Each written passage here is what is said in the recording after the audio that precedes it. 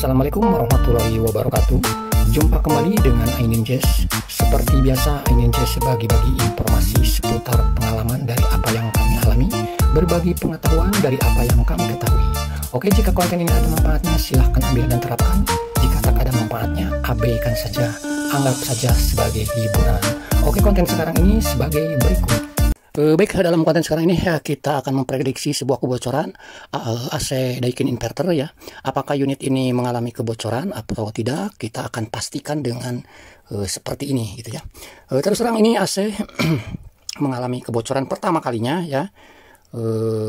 Kami dipanggil sama user pelanggan kami gitu ya.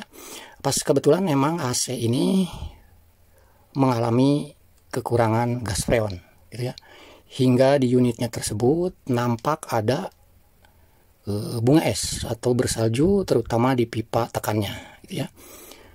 Nah, langkah awal ya sebelum kami melakukan hal seperti ini, tentu langkah awalnya itu memeriksa penghubung antara instalasi ke indoor unit dan penghubung instalasi ke outdoor unit di nepel-nepelnya ya.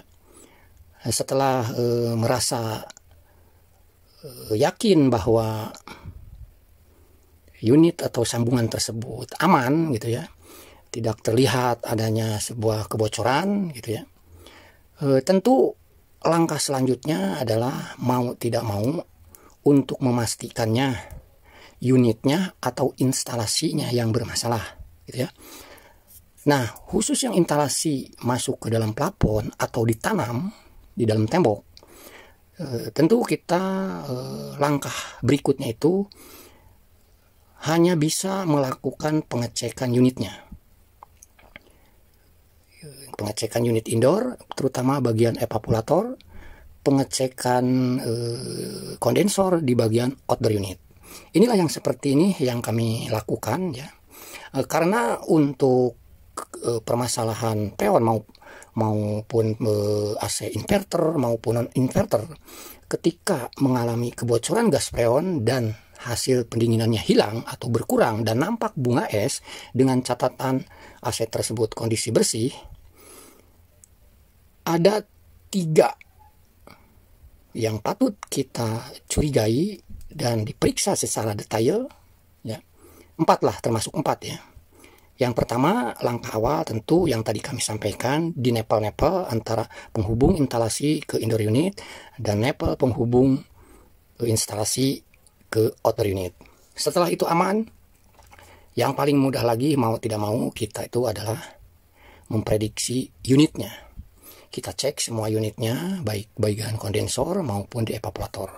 Nah, kalau untuk bagian kondensor ya, itu sangat mudah sekali untuk mengetahuinya. Karena kondensor itu kan keadaannya itu kering ya, kering gitu ya, tidak seperti di evaporator yang basah, yang selalu basah dengan air karena berembun gitu ya. Jadi kalau di kondensor itu sangat mudah sekali dan sangat bisa dilihat dengan kasat mata juga. Kalau mengalami kebocoran itu pasti ada sedikit berminyak gitu ya. Nah, tetapi mau tidak mau kalau untuk bagian indoor unit, evaporator ini wajib kita lepas ya. Nantinya kita rendam di air dan diberi tekanan gitu ya. Nah, ini evaporatornya sudah kita lepas ya. Dan ini dinamo fan-nya ini sekalian kami infokan. Motor fan ini walaupun inverter, motor fan indoor ini daya listriknya ini voltasenya itu mempergunakan arus AC ya, 220 volt ya, bukan arus DC ya. Nah, ini motor fan-nya mempergunakan arus AC, kapasitasnya 18 watt ya. Motor fan indoor inverter ya, Daikin R410. Oke, setelah evapnya kita lepas, lalu kita rendam, ini kita bikin bak ya. Lalu kita beri tekanan. Kita salah mempergunakan apometernya ya. Kita mempergunakan yang warna merah ini supaya kelihatan sampai 250, minimal 250 ya. Kalau bisa sampai 300 itu lebih bagus tekanannya ya.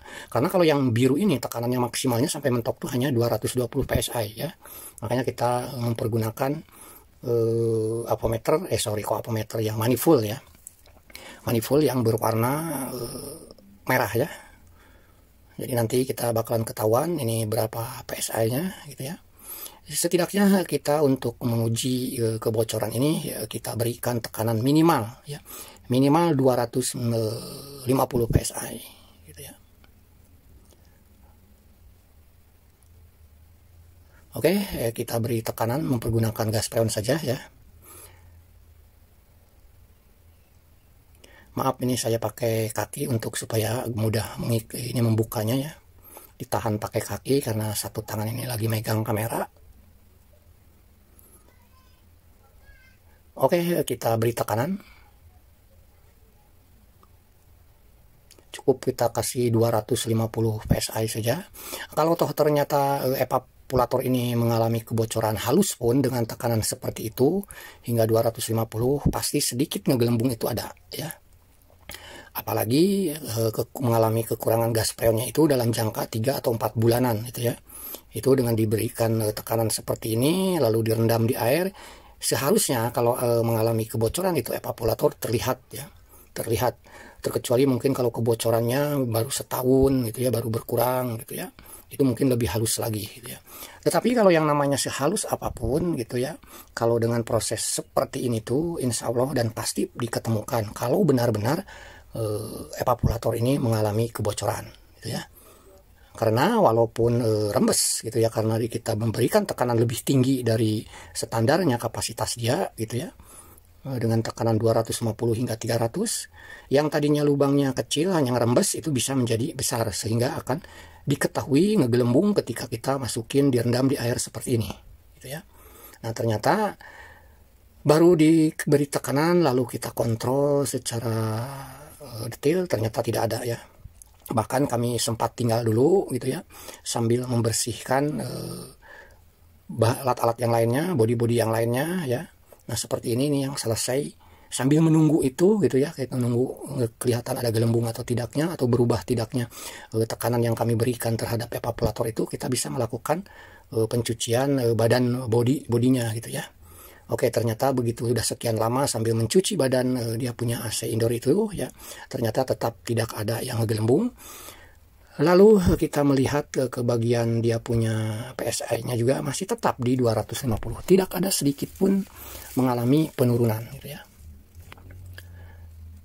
Oke, kita coba bolak-balik ya, siapa tahu ini kebocorannya benar-benar harus. Ternyata tidak mengalami kebocoran, tekanan freon pun tetap masih di 250, tidak berubah satu strip pun ya. Oke, masih penasaran lagi, kita jangan dulu dicabut tekanan freonnya, biarkan aja dulu direndam sambil kita mengecek ke bagian outdoor unit ya. Jadi ini yang bertekanan ini ya di evaporator nih, kita biarkan aja dulu nanti supaya kalau toh ternyata ada kebocoran halus, nanti bakalan ketahuan dari tekanan freon tersebut, satu strip pun bakalan kelihatan menurun gitu ya. Kalau seandainya evap ini benar-benar mengalami kebocoran walaupun kebocoran halus gitu ya. Nah jadi setelah kami berikan tekanan seperti ini, lagi-lagi kami tinggal lagi gitu ya, dibiarkan tidak langsung kami lepas gitu ya, atau kami buang ini tekanan yang ada di evaporator. Lalu kami melakukan pengecekan di bagian outdoor unit ya. Nah, di bagian outdoor unit ini sebetulnya kita tidak perlu direndam, tidak perlu diperoleh air sabun gitu ya. Karena tadi yang kami sampaikan di awal ya, bahwa bagian untuk pengecekan bagian outdoor unit itu terutama pemipaan di bagian dekat dengan kompresor gitu, yang letter U-nya itu ya, tekuk-tekukan yang dekat kompresor maupun di kondensor gitu ya. Kalau di bagian outdoor unit ini ketika mengalami adanya kebocoran itu sangat mudah, sangat kelihatan. Kenapa bisa kami sampaikan seperti itu, kok tidak sama seperti di indoor gitu ya. Jadi di kondensor itu seluruh kondensor atau pipa-pipa ada pipa yang ada di outdoor unit ini itu kan kering ya.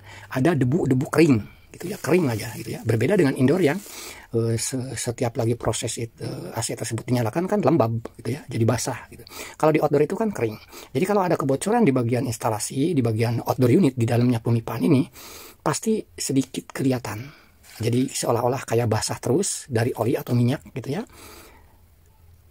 Jadi debunya itu seolah-olah kelihatan basah gitu ya. Itu bisa membedakan antara kondensor yang mengalami ada kebocoran atau tidaknya, ya bisa dilihat dengan seperti itu. Jadi tidak perlu dites direndam atau di bagaimana gitu ya. Dengan dilihat secara langsung juga. Kalau untuk bagian outdoor unit terutama kondensornya itu sangat mudah diketahui gitu ya. Oke. Selain di kondensor, kita coba buka bagian dia punya pemipaan di area dekat kompresor ya. Kita lepas dulu, ini dia punya komponen inverternya ya, serta ini perendam suara dia punya kompresor juga kita lepas, supaya bagian belakangnya itu nanti bisa kelihatan gitu ya, pipa-pipa yang berdekatan dengan kompresor. Setelah perendam ini atau dia punya inverternya kita lepas, itu bakal nampak semua. Oke, ini inverter, semua komponen yang ada di outdoor ya udah kita lepas inverternya. Perendamnya juga sudah kita lepas, ini hanya tinggal kompresornya saja. Nah, kalau ini yang karat seperti ini tuh seperti biasalah, karena di pipa itu kan ada yang pipa dinginnya ya, tentu dia mengandung embun dan akan jatuh di bodi itu sehingga menimbulkan karat gitu ya. Tidak jadi masalah, itu mungkin nanti kita bisa bersihin lagi, bahkan kita cat lagi gitu ya. Oke, ini di setiap kondensor ini di letter U-nya ini sama sekali ya tidak mengalami kelihatan ada basah oli atau minyak gitu ya. Semua aman. Jadi ini kesimpulannya untuk outdoor unit juga aman. Jadi AC ini indoor khususnya evaporator dan outdoor khususnya kondensor serta pipa-pipa sekitar kompresor tidak mengalami kebocoran. Indoor bagus, masih bagus.